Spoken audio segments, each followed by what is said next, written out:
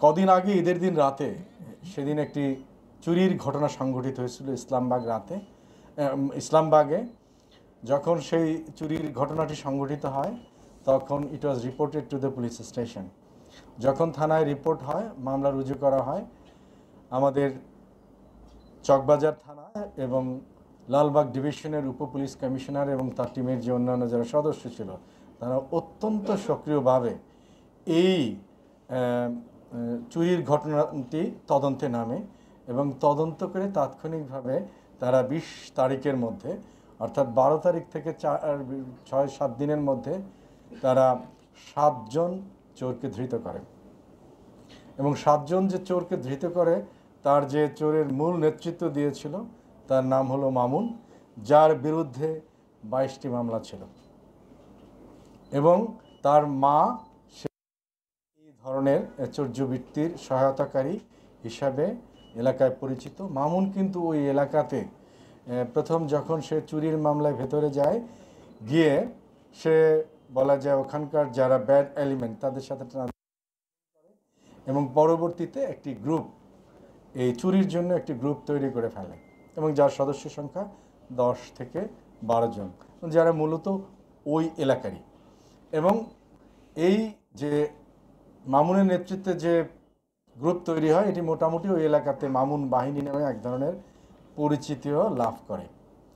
এই 12 জনের যে টিম কখনো একত্রেও তারা অপারেশন করে থাকে, আবার কখনো সেগমেন্টেড হয়েতে গ্রুপ সাব গ্রুপ করে 2-3 ভাগ হয়েও করে থাকে। তো এই মামলা তদন্ত করতে গিয়ে লালবাগ ডিভিশনের পুলিশ কর্মকর্তাদের কাছে কিছু তথ্য ছিল যে সামহাও তারা কোনো না অস্ত্র ব্যবসা বা অস্ত্র হ্যান্ডলিংয়ের সাথে কোথাও জড়িত থাকতে পারে। সেভাবে জিজ্ঞাসাবাদ করা হয়। জিজ্ঞাসাবাদের এক পর্যায়ে জানা যায় যে এই গ্রুপটিরই একটি ফ্র্যাকশন রাজীব হোসেন রানা এবং তার নেতৃত্বে 3 জনের একটি টিম বছর খানেক আগে কেরানীগঞ্জে একটি দুর্ধর্ষ চুরি সংঘটিত করে। যদিও দুর্ভাগ্যজনকভাবে এবং অথবা রহস্যজনকভাবে বলা যায় যে it was not reported to the concern police station. কেন ছিল না? তার কারণ সেখান থেকে এই যেই গ্রুপটি রানা মামুনের নেতৃত্বে, সেই গ্রুপটি তখন ওখান থেকে যে চুরি করে তার মধ্যে টাকা পয়সা, স্বর্ণালঙ্কার এবং সবচেয়ে বড় যে জিনিসটা থাকে সেটি হলো অস্ত্র চুরি করে নিয়ে আসে।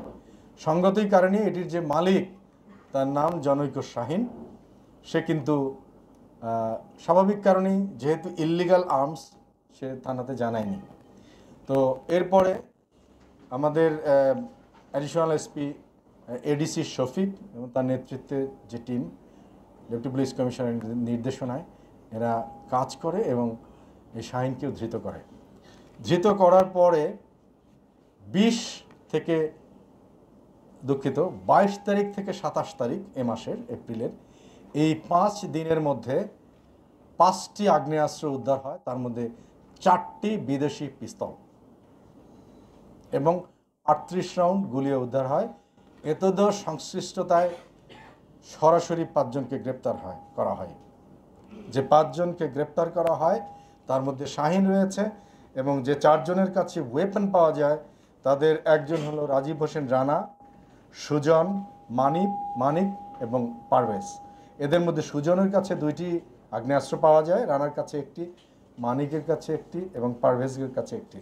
এখানে উল্লেখ করার মতো যে রানার বিরুদ্ধে 10টি মামলা রয়েছে, সুজনের বিরুদ্ধে 1টি মামলা, মানিকের বিরুদ্ধে 4টি মামলা এবং পারভেজের বিরুদ্ধে 2টি মামলা রয়েছে।